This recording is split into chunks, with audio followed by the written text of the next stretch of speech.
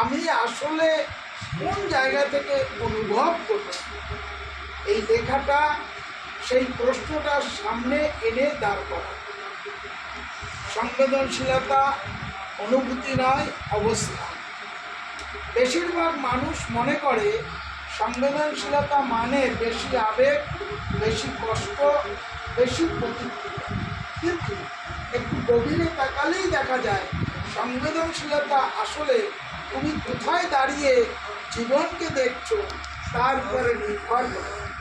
একজন মানুষ পূর্ণ নিজের দিকেই ঘুরে তাকাতে পারে, আর আরেকজন মানুষ খুব চুপচাপ থেকেও চারপাশের কষ্ট গভীরভাবে দেখতে পারে। তাই প্রশ্নটা এটা নয় আমার কষ্টটা লাগে কিনা, প্রশ্নটা এটা আমি কাকে নিয়ে কষ্ট পাচ্ছি। এই প্রশ্নটা আয়না। এই লেখাটা পড়ে ভালো লাগার কথা নয়, এই লেখাটা পড়ে নিজেকে ঠিক মনে করারও কথা নয়। এই লেখার একটাই উদ্দেশ্য, তোমাকে অস্বস্তিতে